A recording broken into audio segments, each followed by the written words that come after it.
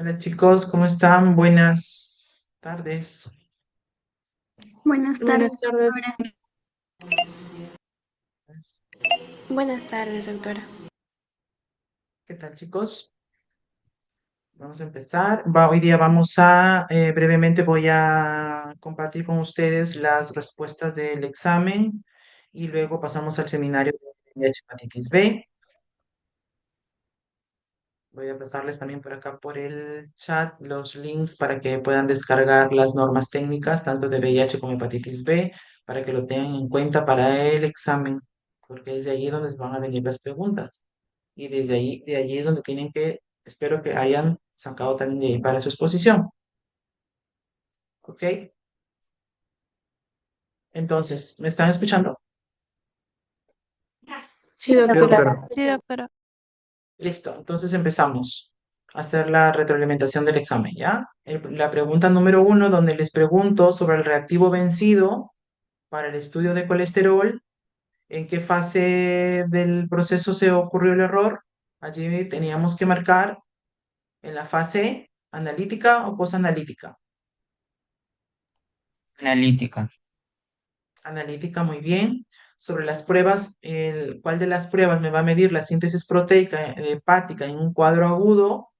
Ahí teníamos que marcar el tiempo de protrombina. ¿Ok? Luego, cuando les pregunto sobre la enzima microsomal, cuando hay consumo crónico de alcohol, era la gamma-glutamil transferasa. Sobre la ecuación recomendada para la tasa de filtración glomerular, ahí me tenían que marcar la del 2021, la EPI 2021, que es la que está recomendada. Donde les pregunto sobre la principal limitación de la albúmina, en el caso de una insuficiencia hepática, su principal limitación era su larga vida media, ¿cierto? Donde les pregunto del paciente con cirrosis que tiene un TP prolongado y que no mejora con la administración de vitamina K, allí la respuesta era el daño hepático de parénquima hepático. Luego les pregunto sobre el tiempo de protrombina de la vía extrínseca y de cuál de estos factores no es el factor dependiente de vitamina K. Allí me tenían que colocar factor 8. Luego tenemos un paciente con nefropatía diabética, cuál era el marcador el primer signo, ¿no? O el marcador más temprano era la microalbuminuria, donde les coloco sobre los cuerpos ovales grasos, encontramos grasa en el sedimento urinario, la respuesta allí era síndrome nefrótico. Luego de la toma de la muestra de orina para un urocultivo, la respuesta mejor allí era la orina del chorro medio con previa higiene genital. Donde les pregunto sobre el nitrógeno ureico, su principal limitación era de que su concentración depende del estado de hidratación del paciente. Luego nuevamente les vuelvo a preguntar acerca de la microalbuminuria para que ustedes me marquen el rango. El rango para decir microalbuminuria es entre 30 a 300 miligramos en 24 horas. Luego les pregunto sobre la enzima, el marcador cardíaco que me ayuda para diagnosticar un reinfarto. Ahí es la CPKMB, la CKMB. Luego les pregunto sobre la hemoglobina glicosilada para diagnóstico de diabetes. El valor que se tiene en cuenta para ello es hemoglobina glicosilada mayor o igual a 6,5%. Luego nuevamente les pregunto sobre la albuminuria, ya estando la respuesta en la pregunta 12. Nuevamente les pongo acá de 30 a 300 miligramos para que ustedes me coloquen microalbuminuria. Muchos me han colocado hipoalbuminuria, eso no existe. Algunos me han colocado macroalbuminuria, eso tampoco no está bien. Entonces la respuesta ahí es microalbuminuria. Les pido luego dos ejemplos de errores en la fase posanalítica. Allí me han podido colocar, a ver, errores en la fase posanalítica. A ver quién me da uno. El Mal retraso entrega de de Entrega entrega de de la resultados. muestra. resultados. Muy bien. Por ejemplo, si le doy los resultados a otro paciente, o si me demoro en la entrega de resultados, o si hay un error en la transcripción. Solo les pedía dos. Las pruebas para evaluar la función tubular, Casi nadie me ha contestado esta pregunta, sin embargo, bueno, expusieron sus compañeros y aparte las diapositivas están colgadas en el aula y hay una diapositiva donde habla específicamente de las pruebas de función tubular, parece que eso no lo revisaron. Bueno, tenemos la fracción de excreción de sodio, tenemos las pruebas de concentración de orina, solo dos les pedía. Muchos me han colocado urea, creatinina, cistatina C, pero esas son pruebas de función glomerular, ¿ok? No tubular. Los criterios diagnósticos para diabetes mellitus, lo vimos en clase, glucosa en ayunas mayor o igual a 126 miligramos por decilitro, o hemoglobina glicosilada mayor o igual a 6,5%, o que el paciente tenga, o se le haga una prueba oral de tolerancia a la glucosa y a las 2 horas tener una glucosa mayor o igual a 200 miligramos por decilitro. Aquí también no lo han contestado bien, me han puesto, por ejemplo, glucosa elevada. Eso no es un criterio diagnóstico, ¿ok? Tienen que haberme colocado tal cual está en los criterios diagnósticos según la Organización Mundial de la Salud. No, también acá se han confundido mucho. El nivel óptimo de concentración de triglicéridos, ya vimos que tenía que ser menor. Muchos me han puesto mayor. Se equivocan mucho con el signo más y el signo mayor y menor, no sé por qué. Muchos me han puesto mayor a 150. No, es menor a 150 miligramos por decilitro, ¿ok? Las causas de pseudotrombocitopenia, casi me han colocado muchas cosas que no son. Pseudotrombocitopenia, habíamos dicho que era cuando las plaquetas, cuando el equipo automatizado me da plaquetas falsamente bajas. Aquí solamente eran tres. Era el satelitismo plaquetario, las macroplaquetas y la agregación plaquetaria. Solo les pedíamos dos. ¿Ok? Y nada más. Muy bien. Ya cumplí con ustedes en darles las respuestas que querían saber en qué se habían equivocado. Igual, el día del segundo examen voy a llevar los exámenes para que ustedes lo firmen. Listo. ¿Quién es la persona que va a compartir, por favor? Muy bien. Tienen solo media hora, ¿sí? Media hora. Traten de resumir.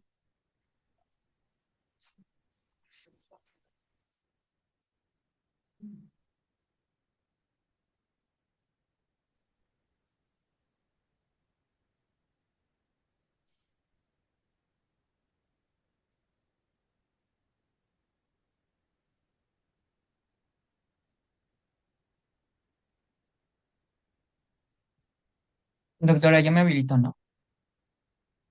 Sí. Para poder compartir. Ujú, ya estás.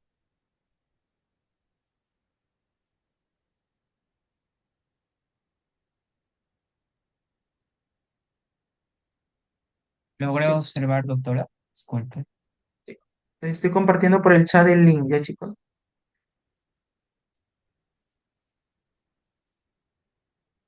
Doctora, ¿ya podemos comenzar? Sí logro observar la pantalla. Sí, hijo, ya puedes empezar. Doctora, buenas tardes. Compañero, buenas tardes. En esta oportunidad, mi grupo y mi persona vamos a exponer sobre lo que es el tema de diagnóstico serológico y molecular de lo que es VIH y hepatitis viral A, B, C y D. Primeramente tenemos lo que es el virus de la inmunodeficiencia humana, que es el VIH. Hay que saber diferenciar lo que es un VIH y lo que es el SIDA, porque a veces, muchas veces nos confundimos. El VIH viene a ser lo que es la etapa inicial, mientras que el SIDA viene a ser lo que es la etapa final. Para que nosotros entendamos un poco directamente de lo que es de las pruebas serológicas y moleculares, de lo que es el VIH, hay que entender un poco de lo que es de la patogenia. Primeramente comenzamos con lo que es la entrada del virus, lo que es al organismo, ¿no? Que el VIH pues ingresa o este virus ingresa a través de lo que es relaciones sexuales sin protección, sangre infectada, agujas compartidas o de madre a hijo, en la cual es una vez que ingresa directamente lo que es o tiene contacto con el torrente sanguíneo, pues el virus del VIH se pega principalmente a los linfocitos CD4, que pertenecen directamente a las células inmunitarias de nuestro cuerpo que se encargan de excitar directamente a las células CD8, que se encargan principalmente de eliminar este virus, pero al eliminarse, pues las defensas pues tienden a bajar, en la cuales para unirse directamente utiliza lo que es la proteína GP120 y la G GP41, que se lo conoce como lo que es la fase de lo que es el enlace. Seguidamente tenemos lo que es la fase 2, que es directamente la fase de fusión y lo que es la entrada a la célula, en la cual la proteína GP41 ayuda directamente a lo que es el virus a fusionarse por la célula. Después el VIH entra y lo que libera su material genético, que es el ARN, dentro de ella. Recordemos que es un virus directamente que necesita una célula para poder replicarse. Seguidamente tenemos lo que es la transcripción inversa, que esta es muy importante tanto como lo que es la integración, en la cual nos decía que acá se puede decir que el VIH, pues el virus, tiene lo que es el ARN. O sea, necesita principalmente convertir de ARN lo que es al ADN para poder utilizarlo lo que es un enzima llamado, o sea, transcripción inversa, lo dice su mismo nombre. Seguidamente tenemos lo que es el punto 4, que es integración, a lo que vendría a ser la integración del ADN, que principalmente es tenemos que cuando ingresa directamente al núcleo de la célula, mediante lo que la enzima integrasa se une lo que es al ADN. Y desde ese momento el virus puede pues permanecer oculto durante lo que es mucho tiempo. Esta parte de la integración es muy importante porque recordemos que es un virus directamente que puede permanecer directamente en una fase latente en la cual no puede presentar ni signos ni síntomas. Con el tiempo pues ya nos podemos dar cuenta directamente que nuestro sistema inmunológico ya está principalmente deteriorado. Seguidamente tenemos lo que es la parte 5, que es la parte de la multiplicación, es cuando la célula se activa y el virus provoca lo que es una maquinaria para fabricar nuevas copias directamente del ARN y lo que son proteínas directamente, lo que es virales. Seguidamente tenemos lo que es el ensamblaje y también se le conoce como maduración, en la cual son los nuevos virus se forman y salen de la célula. Luego la enzima proteasa, que ahí participa principalmente, los maduran para que puedan infectar principalmente a otras células. Y seguidamente tenemos lo que es la gemación, que es la destrucción principalmente de los linfocitos CD4. A medida que el virus pues tiende, se puede decir, a multiplicarse, destruye cada vez más los linfocitos CD4. Y al administrar estas células, las defensas del organismo tienden a debilitarse. Y como consecuencia final, se puede decir que el VIH pues disminuye lo que es la CD4, que son principales células de defensa de nuestro cuerpo, debilitan lo que es el sistema inmunitario y son infecciones inoportunas generando lo que es el SIDA. Seguidamente tenemos lo que es importante saber también sus vías de transmisión. Recordemos que sus principales vías son las relaciones sexuales sin protección, intercambio de lo que es de agujas, contacto de lo que es de sangre y lo que es la transmisión vertical. Recordemos algo muy importante, como pueden ver esta ficha, tenemos lo que es que las vías de transmisión del VIH son principalmente el 90% directamente por relaciones sexuales sin protección. Y como podemos observar acá, tenemos lo que es la referencia. Bien, continuamos con los fundamentos del diagnóstico serológico. Vamos a dar a inicio sobre el concepto del antígeno, el cual viene a ser moléculas capaces de ser reconocidas por el sistema inmunitario y desencadenar una respuesta inmune. Entonces, estas pueden ser proteínas o glucoproteínas que van a estar presentes en la superficie de virus o bacterias. Como acá, por ejemplo, podemos ver al antígeno P24 y el antígeno de superficie en hepatitis B. El anticuerpo viene a ser aquellas proteínas que van a ser producidas por nuestros linfocitos B y en respuesta a la presencia de un antígeno. Entonces, ¿cuál va a ser la función de reconocer y unirse de manera específica a su objeto específico con el fin de poder neutralizarlo o también facilitar su eliminación? Siguiente, por favor.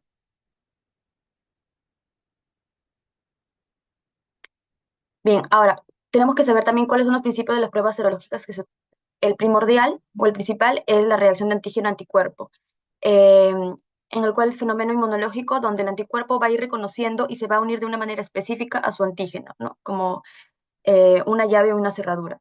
Ahora, respecto a los métodos serológicos utilizados, tenemos 5.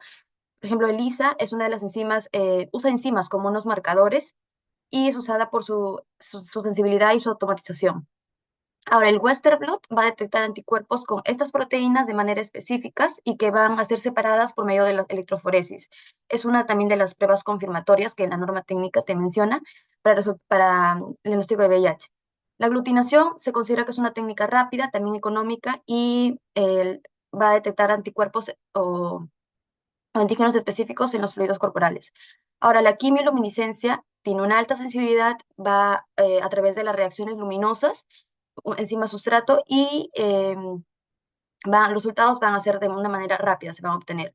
Por otro lado, las pruebas rápidas utilizan un método inmunocromatográfico, los resultados van a ser a pocos minutos, pero una de las limitaciones que se llega a reconocer es que es menor sensibilidad que el ELISA y otros. Y que, bueno, los resultados que se obtengan de esta prueba se tiene que confirmar con otras pruebas complementarias. Siguiente, por favor.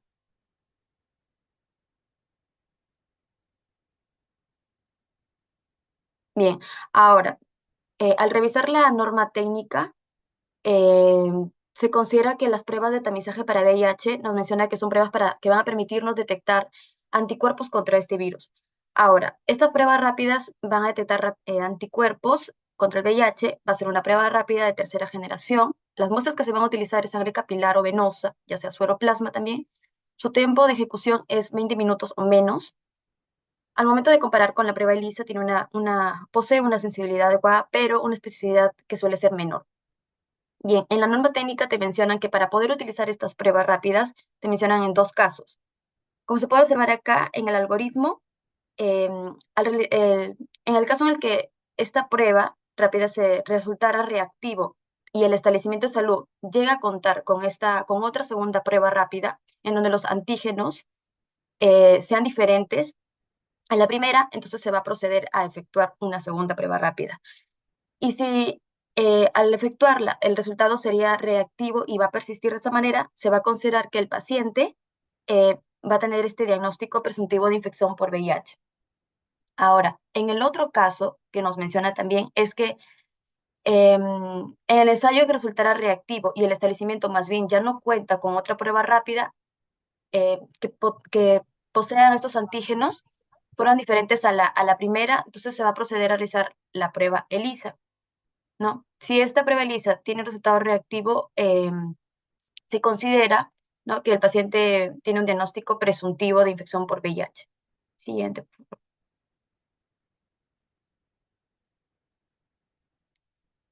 Bien, respecto a la prueba ELISA, ensayo por inmunoabsorción ligado a enzimas, va a identificar la presencia de anticuerpos también contra VIH, tiene una elevada sensibilidad cercana al 100%, una buena especificidad, y según la normativa vigente, también nos menciona bajo dos modalidades que tenemos que aplicarla, ¿no?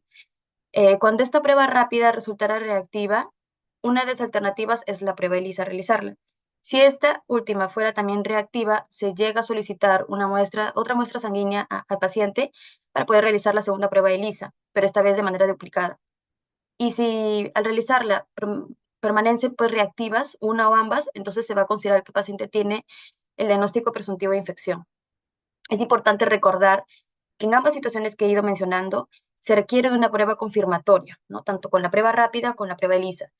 Y si esta prueba ELISA resultara no reactivo en cualquiera de estas fases, el paciente no estaría infectado, salvo que exista una presunción de que el paciente se encuentra en el periodo de ventana. Siguiente.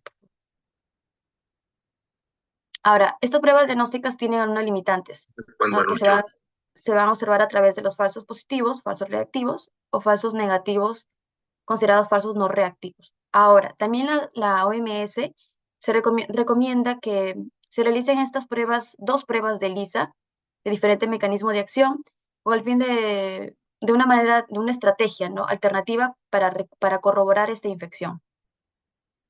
La otra prueba de tamizaje es quimioluminiscencia. Se trata de un método automatizado que va a utilizar el principio de emisión luminosa por medio de una reacción de enzima-sustrato, como lo venía mencionando. Va a ser más sensible que los ELISA, va a ser también más barato que ELISA. Y es importante recordar que todos estos resultados reactivos se deben corroborar siempre mediante las pruebas confirmatorias, y los resultados débilmente reactivos o ya sean dudosos se deben repetir, y si continúa persistiendo esto, se consideran reactivos.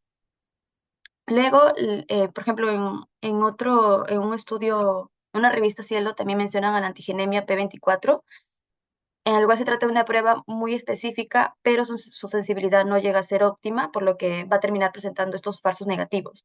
Ahora, estos se pueden detectar de 11 a 13 días después de la infección dada, y su concentración va a permanecer elevada y detectable en sangre aproximadamente un mes y medio después de la infección. Siguiente.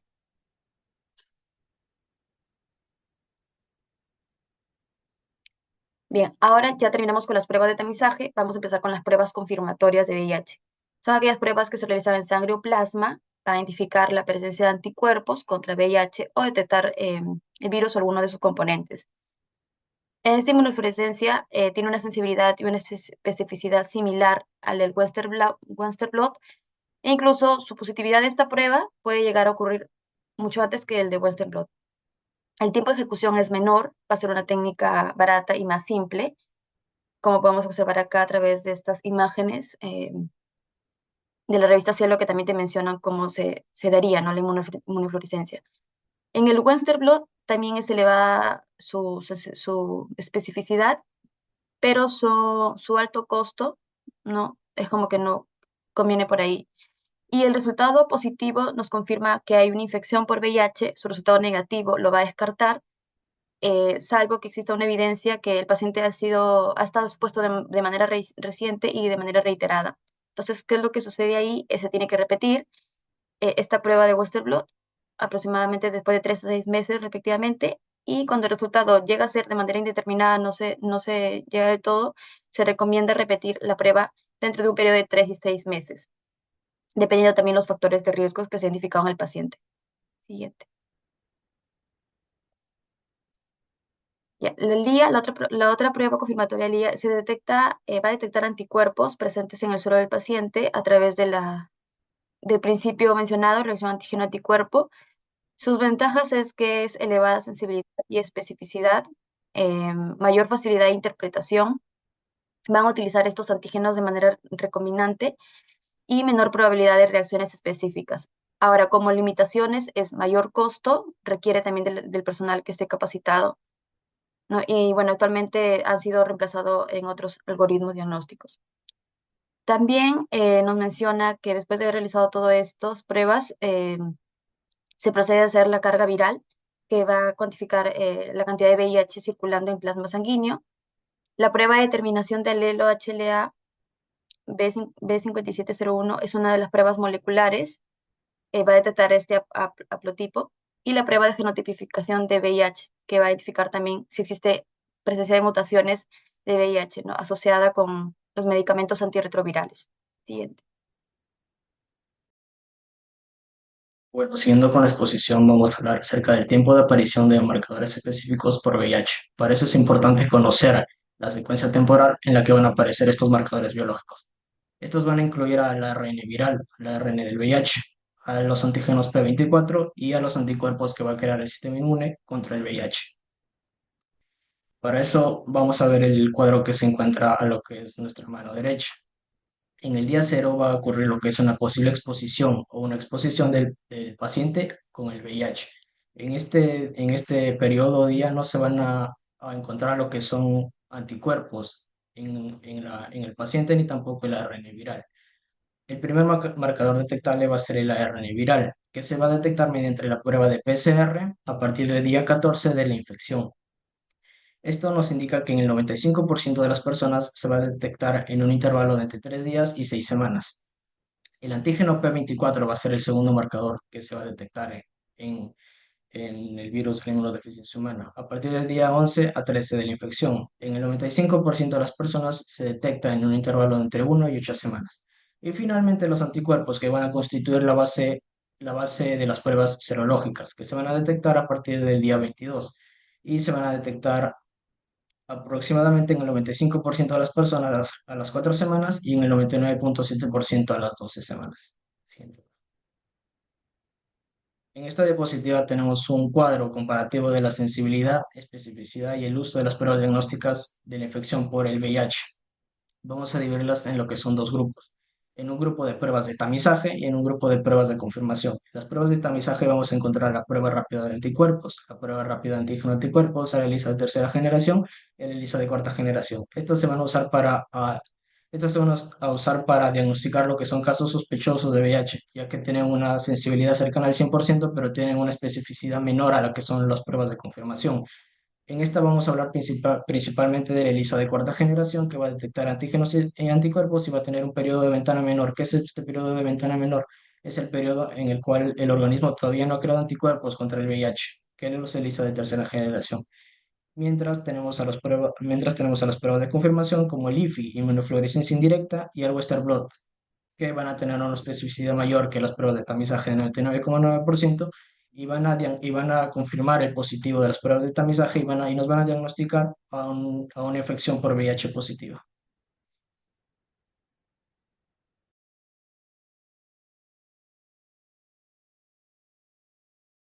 Buenas noches, doctora. Continuando con la exposición, tenemos lo que es diagnóstico molecular del VIH. El diagnóstico molecular del VIH es un conjunto de técnicas de biología molecular que va a permitir detectar directamente el ARN del virus de la inmunodeficiencia humana en la sangre del paciente. Esta técnica es utilizada en la RT-PCR en tiempo real, considerada el método más sensible para el diagnóstico temprano. El diagnóstico molecular del VIH consiste en detectar directamente el ARN del virus en la sangre mediante esa técnica y es una de las pruebas más sensibles porque permite identificar la infección incluso antes de que aparezcan anticuerpos durante el llamado periodo ventana. Además, esta prueba cuantifica también la carga viral, o sea, la cantidad de copias del virus presentes en 1 mililitro de sangre. Aquí podemos ver en esta diapositiva la cuantificación de la carga viral, donde la carga viral representa la cantidad de copias antivirales y la importancia clínica vendría a ser monitorear la progresión de la enfermedad, evalúa la eficacia del tratamiento antirretroviral, detecta resistencia a medicamentos y reduce el riesgo de transmisión cuando es indetectable. Y en aplicaciones clínicas tenemos que es un diagnóstico precoz que tiene la confirmación de infección activa. Se sugiere para seguimiento de pacientes en terapia antirretroviral y en diagnósticos en recién nacidos de madres seropositivas. Siguiente diapositiva.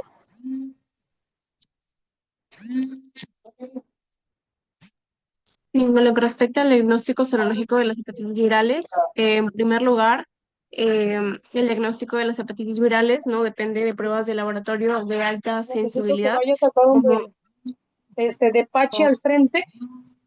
tu micrófono, por favor. ¿Ya dónde fiestas? Sí. Ya. En el portón, en un portón marrón, de Pachi al frente, en un portón marrón. No a la tienda, no a los, no a donde el chico, donde de Pachi al frente, en un portón marrón. Y vayas y recojas, te van a El que dar 2 está de globos. host puede silenciar el micro de su compañera, por favor. Yo no puedo hacerlo. Pero Yo no puedo Ya, hacerlo bueno, porque... como seguía con el diagnóstico ¿qué serológico, pasó? el diagnóstico de las hepatitis virales depende de pruebas de laboratorio de alta sensibilidad como ELISA o quimiluminiscencia, ¿no? Ya que sus síntomas no son exclusivos. Estas pruebas detectan marcadores serológicos para identificar el virus, determinar el estadio de la infección y evaluar la infectividad, ¿no? Clínicamente, el daño hepático no lo causa el virus, sino la respuesta inmunitaria que destruye las células infectadas, ¿no? Provocando inflamación, elevación de transaminasas y acumulación de bilirrubina, que es la responsable de la ictericia, coluria y acolgia, ¿no? Los signos de la hepatitis. Con lo que respecta a la hepatitis A, la VHA, ¿no? La hepatitis A es causada por un virus ARN perteneciente a la familia Picornaviridae y se transmite principalmente por vía fecal oral, ¿no? Tras la ingestión del virus, este atraviesa el tracto gastrointestinal y alcanza al hígado a través de la circulación bucal. Una vez en el hígado, infecta a los hepatocitos, ¿no? Y a las células de Kupffer, que vienen a ser prácticamente los macrófagos residentes en el hígado, ¿no? La lesión hepática observada en esta infección se debe principalmente a lo que es la respuesta inmunológica celular, como lo mencioné anteriormente, contra las células infectadas, ¿no? Como consecuencia, se va a producir lo que es inflamación hepática aguda y elevación de las transaminasas séricas. A diferencia de lo que es hepatitis B y C, la infección por hepatitis A es una infección resolutiva, ¿no? Ya que no evoluciona hacia la cronicidad. Esto ocurre porque el sistema inmunológico logra eliminar completamente el virus sin dejar reservorios virales persistentes en los hepatocitos, ¿no? Y para identificar si el paciente presenta una infección aguda, es decir, una infección reciente y actualmente activa, una infección pasada, o inmunidad frente al virus de la hepatitis A, no. El laboratorio clínico utiliza los siguientes marcadores serológicos. Tenemos el anti-VHA IgM, ¿no? Los anticuerpos de inmunoglobulina M contra el virus de la hepatitis A. Este marcador serológico es el de elección para diagnosticar una infección aguda, ¿no? Fisiopatológicamente, la inmunoglobulina M, la IgM, representa la primera respuesta humoral del organismo frente a un antígeno nuevo, ¿no? Su aparición coincide con el periodo sintomático, momento en el que ocurre la máxima actividad inflamatoria hepática y la elevación significativa de lo que es la ALT y la AST, ¿no? Con lo que respecta a la detección de anti-VHA, inmunoglobulina M indica que el sistema inmune está respondiendo activamente a una infección reciente, ¿no? Generalmente permanece detectable entre 3 y 6 meses, desapareciendo conforme el virus es eliminado. Desde el laboratorio clínico, un resultado positivo de anti-VHA IgM en un paciente con hipertransaminasemia, es decir, elevación de las transaminasas, constituye evidencia sólida de hepatitis A aguda, ¿no? Y como segundo diagnóstico para la hepatitis A, tenemos los anticuerpos de inmunoglobulina G contra el virus de la hepatitis A, ¿no? Este corresponde a la respuesta inmunológica tardía o de memoria, ¿no? Contra los linfocitos B que experimentan maduración y cambio de clase de inmunoglobulina, a lo cual se le llama switch isoquímico, ¿no? Se presenta esto. Con lo que respecta a la hepatitis B, siguiente diapositiva, ya. Con lo que respecta a marcadores de la hepatitis B, esta, bueno, va a ser producida principalmente por un virus ADN, a diferencia de la hepatitis A, ¿no? A un virus ADN perteneciente a la familia Hepatnaviridae. Su estructura está formada, como podemos ver aquí en la imagen, por una envoltura lipídica externa que contiene el antígeno de superficie, que está ubicado como HBsAg, ¿no? En la imagen, y una nucleocápside interna o core, ¿no? Donde se localiza el ADN viral. A diferencia de lo que es la hepatitis A, el virus de la hepatitis C posee la capacidad de persistir dentro de los hepatocitos. Durante su ciclo replicativo, forma una estructura denominada tcCDNA, que es el ADN circular covalente cerrado, ¿no? Que viene a ser una forma estable de lo que es el material genético viral que permanece dentro del núcleo del hepatocito y sirve como prácticamente reservorio para la producción continua del virus, ¿no? Con lo que respecta al diagnóstico serológico, ¿no? Tenemos el antígeno de superficie del virus de la hepatitis B, que es el HBsAg. Este es el primer marcador detectable en sangre y constituye lo que es la prueba inicial de tamizaje para hepatitis B, ¿no? Puede detectarse entre 1 y 6 meses después de la exposición al virus, con un promedio de 6 a 9 semanas, incluso antes de la detección de las transaminasas o de la aparición de los síntomas clínicos, ¿no? Tenemos que representa partículas virales circulantes liberadas por los hepatocitos infectados, por lo que su presencia indica infección activa y denota la presencia física del virus en la sangre, independientemente de que existan síntomas, ¿no? Es fundamental para el diagnóstico no tanto de la fase aguda como de la fase crónica, cuando persiste durante más de 6 meses. Con lo que respecta al anti-HBs, que son los anticuerpos contra el antígeno de superficie de la hepatitis B, ¿no? Es un anticuerpo neutralizante, es decir, un anticuerpo capaz de unirse al virus y bloquear su entrada a las células, impidiendo que inicie nuevas infecciones. ¿No? Su función consiste básicamente en unirse a lo que es el antígeno de superficie del virus e impedir lo que es la entrada del virus a nuevos hepatocitos. Por ello, constituye el principal mecanismo de protección inmunológica frente a la hepatitis B, ¿no? Y su aparición indica recuperación clínica, aclaramiento del virus e inmunidad frente a la enfermedad, ¿no? Con lo que respecta al anti-HBc IgM, que son los anticuerpos de clase inmunoglobulina M contra el núcleo o core de la hepatitis B, este va a ser el marcador más sensible de infección aguda. Se produce contra proteínas del núcleo viral, ¿no? O también llamado core, que lo mencioné, y aparece durante la fase sintomática de la enfermedad. Con lo que respecta al anti-HBc IgG, que son los anticuerpos de clase inmunoglobulina G contra el núcleo core, estos van a aparecer posteriormente como consecuencia de la maduración de la respuesta inmunitaria, sustituyendo progresivamente la IgM, ¿no? En la inmunoglobulina M. Esto ocurre porque con el paso del tiempo los linfocitos B dejan de producir principalmente anticuerpos IgM y comienzan a producir anticuerpos inmunoglobulinas G, y son más específicos y permanecen durante periodos prolongados, ¿no? Su principal utilidad clínica es diferenciar a una persona que estuvo infectada naturalmente de una persona únicamente vacunada, ¿no? Como la vacuna contra la hepatitis B contiene únicamente lo que es el antígeno de superficie, el HBsAg, y no las proteínas del núcleo, ¿no? Viral, las personas vacunadas desarrollan estos anticuerpos contra el antígeno de superficie, pero no anticuerpos contra el core o núcleo que mencioné anteriormente, ¿no?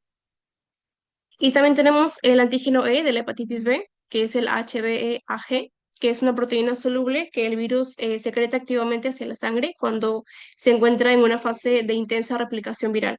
Su presencia va a indicar básicamente que el virus se está multiplicando de forma masiva dentro de los hepatocitos, reflejándose una elevada síntesis de lo que es el ADN viral y altas concentraciones de virus circulantes, ¿no? A lo que se le denomina alta carga viral.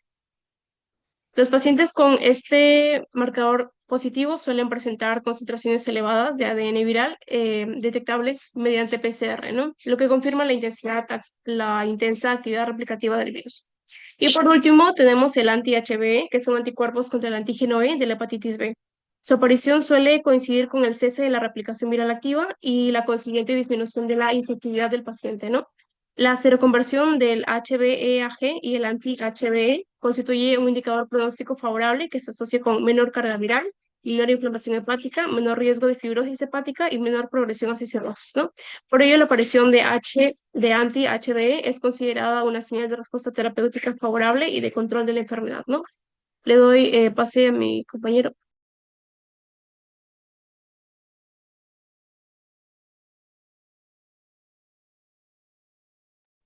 Siguiente diapositiva.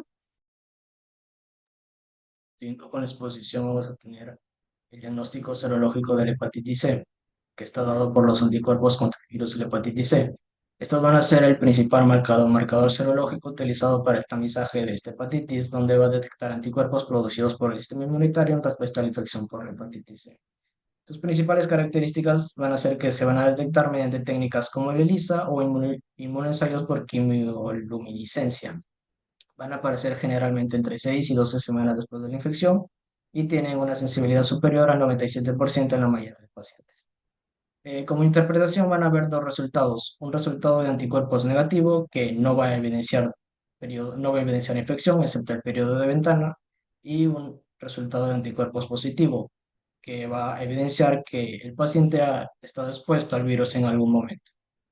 Al ser una prueba serológica, va a tener limitaciones.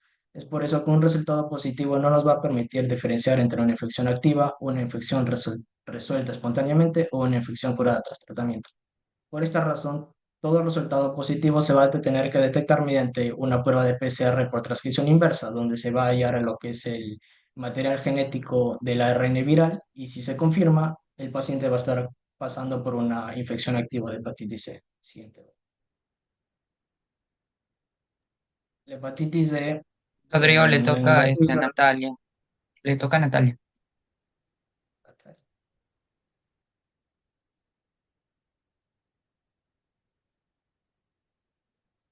Hepatitis D. Anti-VHD, anticuerpos contra el virus de la hepatitis D. Este anticuerpo solo puede infectar a pacientes con HBsAg positivo, ya que utiliza la envoltura del VHB para replicarse. Anti-VHD IgM. Corresponde a anticuerpos de fase aguda, infección reciente, con infección aguda de VHB, reactivación de hepatitis D, actividad inflamatoria importante. Limitaciones. Un resultado positivo no permite diferenciar entre infección activa, infección resulta espontáneamente, infección curada tras tratamiento. Anti-VHD IgG corresponde a anticuerpos de memoria inmunológica, exposición previa al virus, infección crónica por VHD y persistencia de la respuesta inmunológica.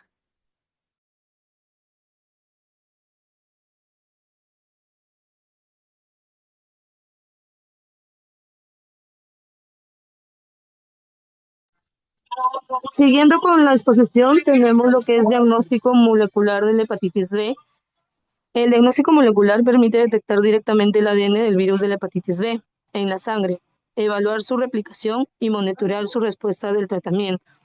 Aquí vamos a ver es que el diagnóstico molecular de la hepatitis B permite detectar directamente el ADN del virus en la sangre mediante la técnica del PCR en tiempo real. Y esta prueba es muy sensible y puede identificar la infección incluso antes de que aparezca. Además, permite cuantificar la carga viral, es decir, medir la cantidad de ADN viral presente en la sangre. Aquí podemos ver la detención de ADN en lo que es la hepatitis B. El diagnóstico molecular de la hepatitis B se basa en la detección directa del ADN del VIH. En el momento de su cuantificación de la carga viral, vamos a tener lo que es baja, moderada y alta. Su importancia de esta detección es confirmar la presencia de infección activa por VHB Detecta infecciones en fase temprana, identifica casos de hepatitis B oculta, evalúa la capacidad de replicación viral y permite iniciar un tratamiento oportunamente.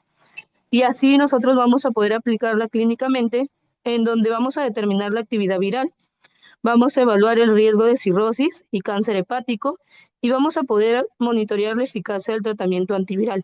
Como hemos podido ver en ambas pruebas, tanto en el diagnóstico como de VIH como en lo que es hepatitis B, nos va a ayudar a monitorear lo que es la eficacia del tratamiento antiviral.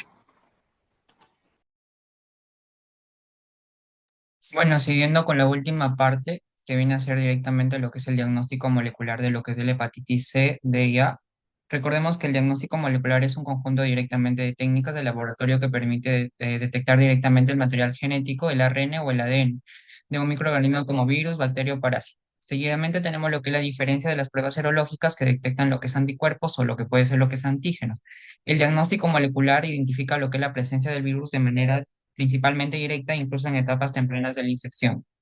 Seguidamente tenemos lo que corresponde cómo funciona lo que es el diagnóstico molecular. Primeramente tenemos lo que es la obtención de muestra, o sea, prácticamente del paciente. Seguidamente tenemos lo que es la extracción del material genético. Como tercera parte tenemos lo que es la transcripción inversa, que es directamente el ARN viral. Se hace una transcripción inversa, que es el ADN-C, en donde el ARN viral se convierte en ADN completamente de ADN-C mediante lo que es la enzima transcriptasa inversa. Seguidamente tenemos lo que es la amplificación por PCR, que es el ADN se copia en millones de veces mediante lo que es la técnica del PCR en lo que es en la máquina. Luego tenemos lo que es la detección, que ya puede ser a través de los resultados, en la cual es el equipo mismo tiende lo que es a detectar lo que es las copias amplificadas, principalmente de lo que es el material genético, que es la extracción del punto 2. Seguidamente tenemos lo que es la parte 6, que es la interpretación de lo que es el resultado, que puede ser positivo o también puede ser negativo. Cuando es positivo, pues se detecta directamente el material genético del virus, que puede ser de la hepatitis, y el negativo es cuando no se detecta principalmente lo que es el virus, el material genético, principalmente lo que es el virus. Seguidamente tenemos lo que es las principales vías de transmisión de lo que es de la hepatitis. Tenemos a la hepatitis A, la hepatitis C y a la hepatitis D. Primeramente tenemos lo que es la hepatitis A. Tenemos que la principal vía de transmisión es la vía fecal o la vía oral, en la cual la persona se infecta principalmente al ingerir lo que es alimentos contaminados o con heces que no contienen lo que es el virus, que contienen principalmente lo que es el virus. Las formas de transmisión: agua contaminada, alimentación, mala higiene de manos o contacto cercano de una persona infectada. Seguidamente tenemos lo que es la hepatitis C. Hay que saber directamente que se diferencia de lo que es de la hepatitis A, en la cual su principal vía de transmisión es vía sanguínea parental, en la cual la transmisión corresponde principalmente por contacto o con sangre infectada. Seguidamente tenemos lo que es la hepatitis D, que se diferencia también tanto de lo que es de la hepatitis A y de la hepatitis C, que su vía de transmisión principalmente es por vía sanguínea y por vía sexual. Se transmite de manera similar a lo que es la hepatitis B. Seguidamente tenemos lo que es el diagnóstico molecular de la detección del ARN del virus de la hepatitis C, en la cual nos dice que la prueba molecular utiliza principalmente la RT y lo que es el PCR, que detecta directamente lo que es el ARN del virus de la hepatitis C en lo que es en la sangre del paciente. Esta prueba se dice que es muy sensible y permite lo que es identificar lo que es el virus, incluso antes de que aparezcan lo que es los síntomas, desde lo que es un periodo latente. Principalmente la RTC reacciona en lo que es una cadena principalmente conocida lo que es la polimerasa, con transcripción inversa, en la cual se detecta lo que es el ARN viral y lo amplifica con lo que es su identificación, en lo que es en el diapositivo. Seguidamente tenemos lo que es la confirmación de infección activa, en la cual tenemos el ARN del virus de la hepatitis C positivo y lo que es el ARN del virus de la hepatitis C negativo, en la cual su interpretación se basa directamente en una infección activa y lo que es una infección resuelta en lo que es en la ausencia de lo que es la infección activa. En un seguimiento terapéutico que es muy importante, tenemos que la RT del PCR cuantitativa permite lo que es medir directamente lo que es la carga viral y se utiliza principalmente para evaluar lo que es la eficacia del tratamiento y lo que es el control de lo que es de la respuesta terapéutica. Como segundo punto, tenemos lo que es el diagnóstico molecular de la detección del ARN del virus de la hepatitis D, en la cual la prueba molecular empleada es la RTC, la PCR, para identificar lo que es el ARN directamente del virus de la hepatitis D. Esta técnica directamente detecta principalmente lo que es el material genético de lo que es el virus de la hepatitis D, en la cual la RT o la PCR reacciona de lo que es de la cadena polimerasa. Con transcripción inversa detecta principalmente lo que es el ARN de lo que es el virus de la hepatitis D y lo amplifica principalmente en lo que es en su identificación. En la importancia diagnóstica tenemos principalmente que la hepatitis D tiene lo que es una característica especial, que necesita principalmente lo que es la presencia, principalmente el virus de la hepatitis B, para poder replicarse. Que si no existiera directamente este virus, pues directamente la presencia de este virus no puede replicarse. Entonces tendríamos directamente lo que es una interpretación del RR del virus, de lo que es el virus de la hepatitis D negativo. Y pues si hay directamente la presencia de este virus, el ARN del virus de la hepatitis D es positivo. Es una infección activa y también puede ser lo que es una ausencia de la replicación detectable. Seguidamente tenemos lo que es el diagnóstico molecular, tenemos lo que es la detección del ARN directamente del virus de la hepatitis C, en la cual tenemos lo que la prueba molecular utilizada es principalmente la RT-PCR para lo que es identificar principalmente lo que es el ARN directamente de lo que es el virus de la hepatitis A, en la cual detecta directamente lo que es el ARN de la hepatitis A. Principalmente tenemos que el RT, que principalmente es el PCR, o sea, principalmente lo transcribe o detecta principalmente lo que es el ARN de lo que es el virus de la hepatitis A y lo amplifica también principalmente para lo que es su identificación. En casos especiales y en lo que es en estudios epidemiológicos, aunque el diagnóstico habitual directamente de la hepatitis A se realiza mediante lo que es la detención de lo que es del anti-VHA, y lo que es el IgM, la RT-PCR es útil. ¿Por qué? Porque son casos atípicos o dudosos. El diagnóstico también puede ser precoz, una investigación de brotes, un estudios epidemiológicos o hay una identificación de cadenas de transcripción. En la interpretación tenemos lo que es un ARN del virus de la hepatitis A positivo, tenemos lo que es un ARN del virus de la hepatitis A negativo. Gracias.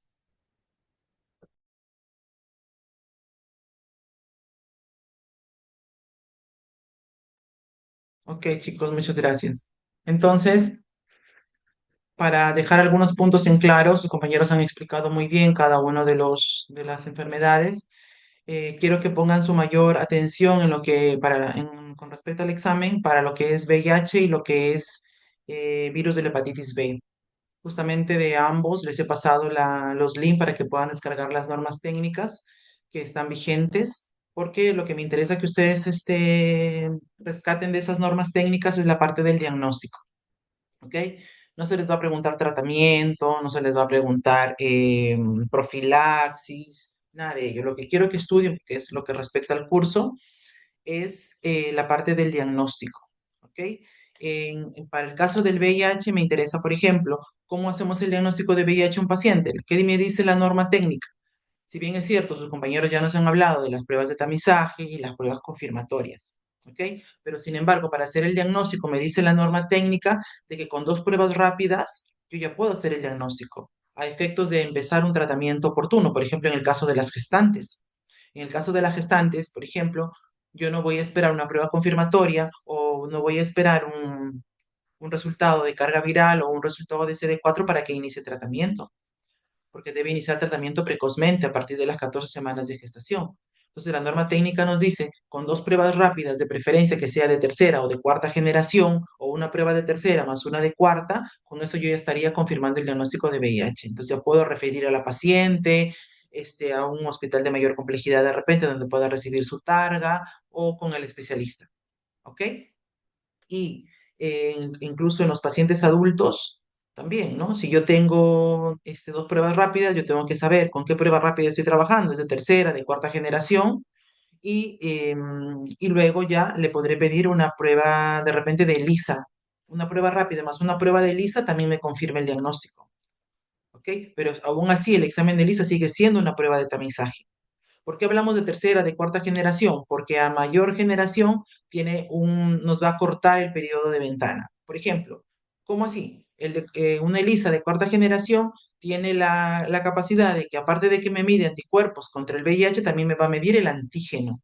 Me va a medir un antígeno que es el P24. Entonces, de esa manera, al yo estar midiendo ya el antígeno, voy a poder hacer el diagnóstico más temprano, es decir, me va a reducir el periodo de ventana. ¿Ok? Las pruebas confirmatorias, bueno, que utilizamos, que se usaba mucho antes, era el Western blot. Ahora ya se usa cada vez menos, ¿no? Pero tenemos el Western blot, tenemos la inmunofluorescencia indirecta, pero como ahora ya tenemos también mayor disponibilidad a las pruebas moleculares, ¿no? Como el PCR, se utiliza también el PCR. Entonces, por ejemplo, ¿cómo hacemos en mi hospital? El paciente tiene una prueba rápida para cuando estamos trabajando dentro de un hospital, ¿no? Si el paciente tiene una prueba rápida reactiva para VIH, el siguiente paso es hacerle un ELISA de cuarta generación. ¿Ok? Si están ambos están positivos, están reactivos, y el paciente ya tiene diagnóstico de VIH, ya pasa al programa. ¿Ok? En el programa ya se le hará su PCR para ver cuánto tiene de carga viral y también su recuento del linfocito CD4 para ver en qué estadiaje de la enfermedad está. Pero de eso no va a depender el inicio de tratamiento. Actualmente, hoy por hoy, todo paciente con diagnóstico de VIH inicia tratamiento independientemente del resultado de CD4 y de carga viral, es decir, ya no está condicionado a ello, ¿no? Anteriormente sí, por ejemplo, hace algunos años solamente empezaban tratamiento los pacientes que tenían un CD4 menor de 350. Luego empezaban tratamiento los que tenían un CD4 menor de 500. Hoy día no, hoy día inician tratamiento todos. ¿Ok? Eso es bueno y es malo también. O sea, no tiene dos caras, ¿no? Es bueno porque así todos los pacientes van a iniciar tratamiento, no se va a esperar que el paciente recaiga con alguna enfermedad oportunista, etcétera, etcétera, y además para prevenir la transmisión, pero tiene su lado negativo porque muchos de estos pacientes, al iniciar tratamiento sin presentar ninguna sintomatología, no son conscientes de su enfermedad y no cumplen el tratamiento. ¿Y cuál será el problema de que no cumpla el tratamiento? ¿Me pueden decir? ¿Cuál será el problema de que el paciente no cumple el tratamiento? Y no lo cumplen porque se sienten bien, están asintomáticos. Generalmente el diagnóstico se les hizo en una prueba de tamizaje o porque fueron a banco de sangre a donar y fue un diagnóstico accidental. No es que ellos hayan ido a hacerse la prueba porque han bajado de peso, o porque tienen diarreas crónicas, o porque tienen candidiasis faríngea, no. Posible Entonces no cumplen con la terapia. ¿Y qué pasa cuando no cumplen con la terapia? O lo toman un día sí, un día no, una semana sí, una semana no. ¿Qué puede pasar? Resistencia generar eso. Resistencia al tratamiento. Una mala adherencia al tratamiento trae como consecuencia una resistencia al targa. Y eso sí es muy caótico porque este virus va a mutar y el tratamiento de primera línea ya no le va a hacer efecto. Entonces, cuando el paciente ya quiera tomar el tratamiento porque realmente está mal, ya no le va a hacer efecto. Entonces, el paciente tiene que pasar a un estudio de genotipificación para ver cuál es la mutación que está presentando y qué tratamiento será el indicado y el específico para él. Entonces, porque ya no va a responder a las terapias convencionales. Entonces, ahí está nuestro trabajo como profesionales de la salud, hacer la concientización y la consejería adecuada del paciente que inicia targa, que es un tratamiento de por vida, que no puede dejar de tomar, que tiene que cumplir estrictamente los horarios. ¿Ok? Eso es lo que pasa con el VIH. Entonces, en el caso de los recién nacidos, por ejemplo, si han sido recién nacidos expuestos, es decir, hijos de madres con diagnóstico de VIH, ¿cómo hago en ellos el diagnóstico? En ellos ya no podría ser un ELISA o una prueba rápida.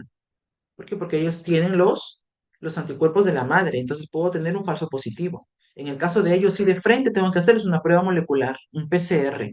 Según la norma técnica, indica al mes y a los 3 meses para poder decir si tiene o no tiene. Se tiene que repetir. Entonces, ¿por qué un ELISA en ellos me va a servir recién a los 18 meses? Antes no, porque voy a estar midiendo los anticuerpos de la mamá y voy a tener de repente un falso positivo, porque si la madre ha recibido tratamiento durante la gestación y el parto ha sido por cesárea y se suprime la lactancia materna, es muy probable que tenga un hijo sano. ¿Ok? ¿Alguna pregunta hasta allí? Todo entendido, doctora. Ok, entonces, si yo les pregunto en el examen, ¿cuáles son las pruebas de tamizaje? Ya saben lo que me van a responder. Si yo les pregunto, mencióneme 2 pruebas de confirmación, ya saben lo que me van a colocar, ¿no es cierto? Una cosa es tamizaje y otra cosa es pruebas de confirmación. ¿Con qué le hacemos seguimiento a los pacientes que ya tienen diagnóstico de VIH? Con su recuento de linfocitos CD4. ¿Cómo se hace este recuento? Se hace por inmunofenotipo a través de la citometría de flujo. Entonces, ¿por qué le hago CD4? Porque quiero evaluar cómo van mejorando esos linfocitos con el tratamiento. Y a ellos también les voy a hacer carga viral a través de la prueba molecular, a través del PCR, de reacción de cadena de la polimerasa, para ver cómo la carga viral va disminuyendo con el targa, con el tratamiento. Son pruebas que me van a servir para hacerle seguimiento al paciente. ¿Ok? No se olviden que las pruebas de laboratorio, aparte de la prueba de diagnóstico, también tenemos que hacer pruebas en el paciente con VIH para descartar enfermedades oportunistas. Sí o sí, no me puedo olvidar de solicitarle exámenes para descartar tuberculosis. Recuerden que hoy en nuestro medio la tuberculosis es la principal causa de infección oportunista en un paciente con VIH. Entonces, siempre en un paciente con VIH tengo que descartar tuberculosis y en un paciente con tuberculosis tengo que descartar VIH.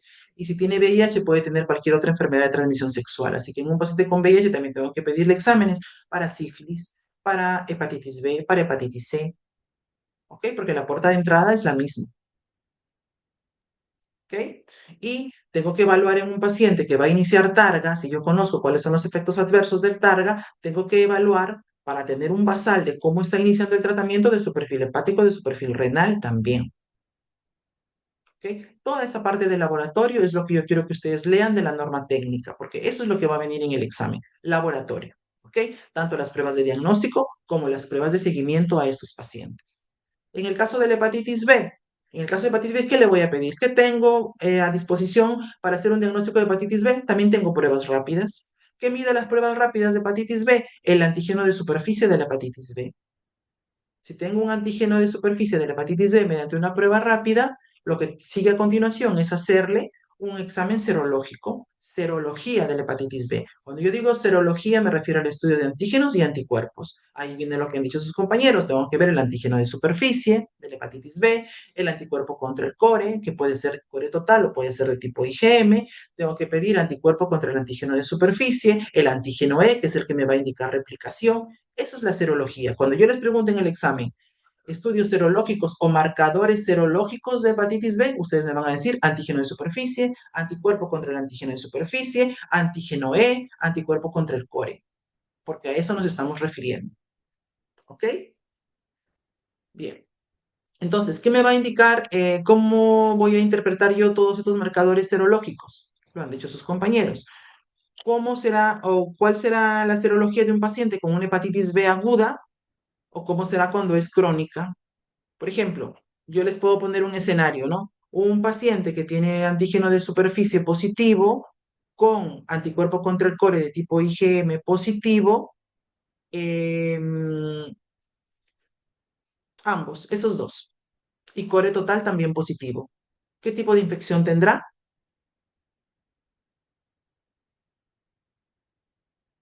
Y ustedes me van a marcar allí infección aguda, infección crónica, curado, vacunado. ¿Qué me van a colocar allí? Si en los resultados de la serología yo encuentro que es positivo para el antígeno de superficie, es positivo para el anticore tipo IgM y positivo para el anticore total. ¿Qué le digo al paciente? ¿Cuál será el diagnóstico? Puede ser que el virus ya ingresó lo que es a su cuerpo, pero ha ingresado lo que es a lo que es a la fase de replicación. No le he pedido antígeno E. El antígeno E es para la replicación, no lo he mencionado. Estoy diciendo que estoy encontrando antígeno de ¿Puede superficie ser aguda positivo, aguda, muy bien. o ¿Ok? la Ahí superficie? será una infección aguda. ¿Cuándo decimos que es una infección crónica? Decimos que es una infección crónica cuando yo demuestro que el antígeno de superficie está positivo mayor o igual a 6 meses. Y es importante eso porque son los crónicos los que van a ir a tratamiento. Si el paciente tiene antígeno de superficie positivo por más de 6 meses, tiene IgM negativo y core total positivo, eso es una infección crónica. ¿Ok? Si el paciente tiene positividad para el anticuerpo contra el antígeno de superficie, solamente, ¿qué diagnóstico tiene?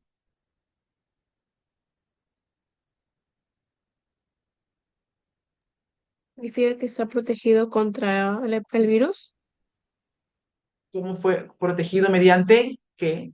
mediante vacunación, porque no Mediante presenta el otro vacunación. indicador.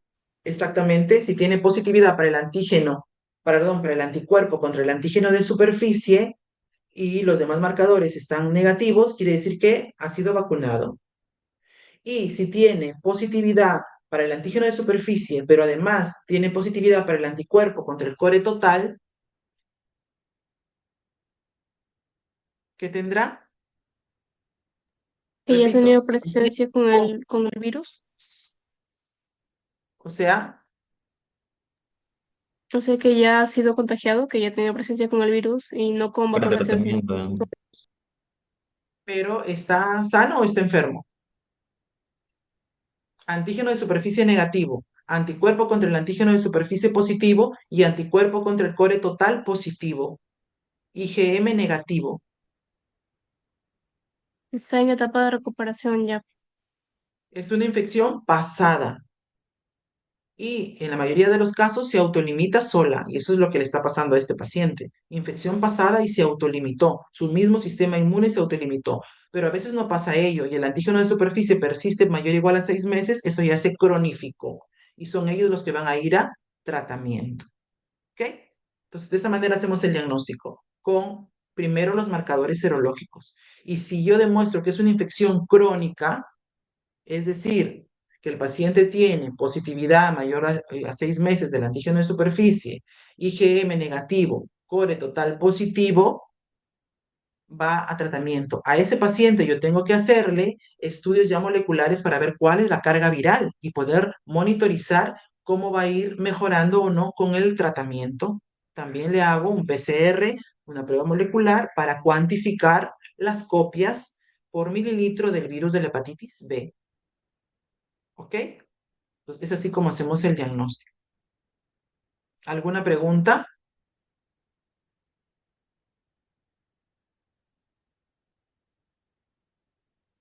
Todo claro, doctora. Ok, entonces, esa es la parte que quiero que estudien de ambas normas técnicas, la parte del diagnóstico y qué exámenes le pido al paciente para hacerle su seguimiento. ¿Ok? Solo eso, sobre estos temas. Listo, chicos. Atentos a la lista, por favor. Esto hablo de...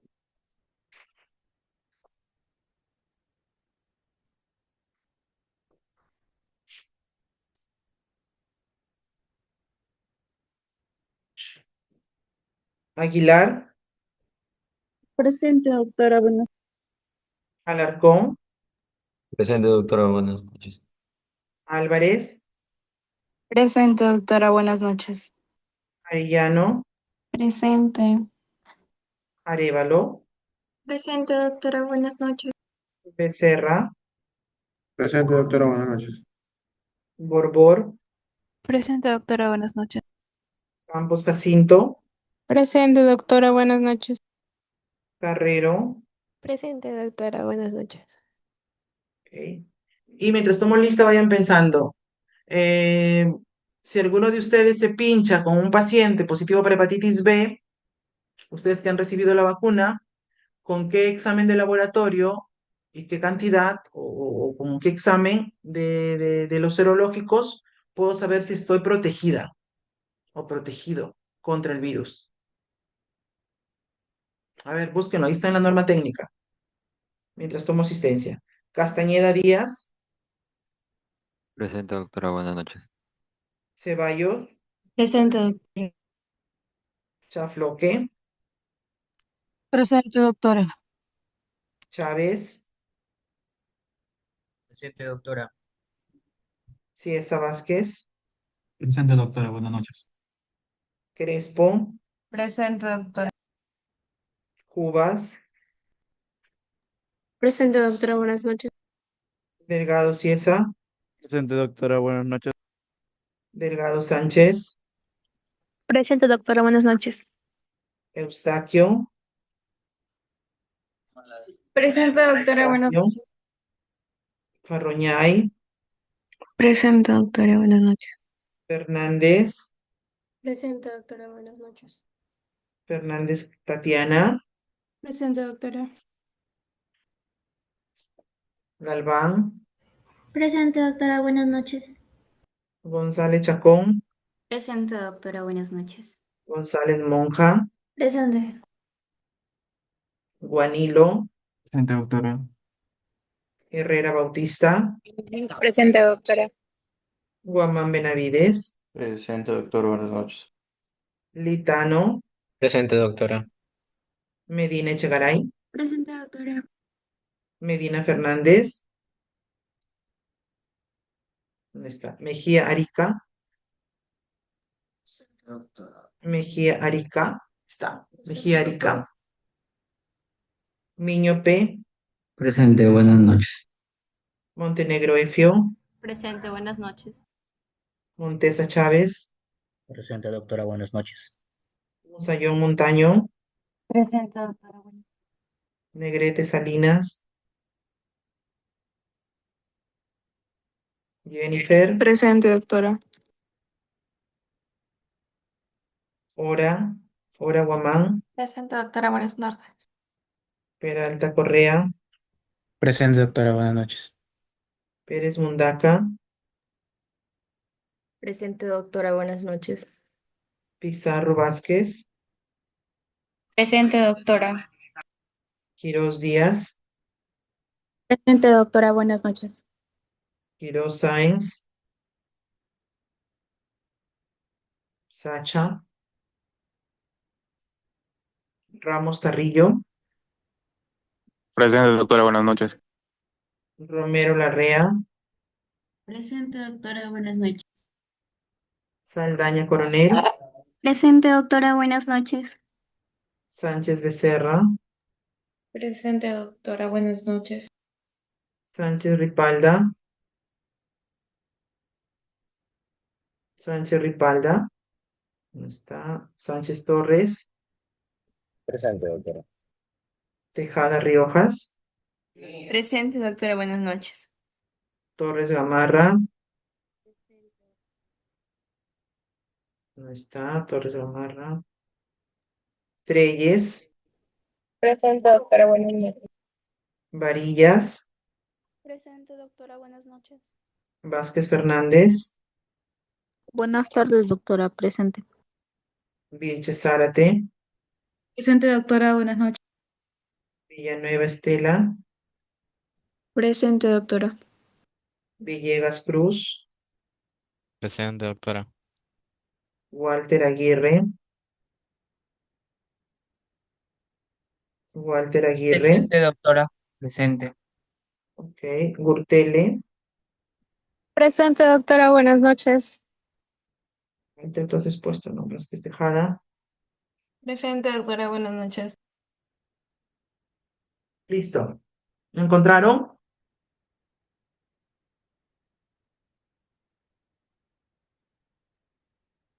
¿Lo encontraron, chicos? Doctora, disculpe, ¿sería la prueba del antígeno de superficie? Antígeno no.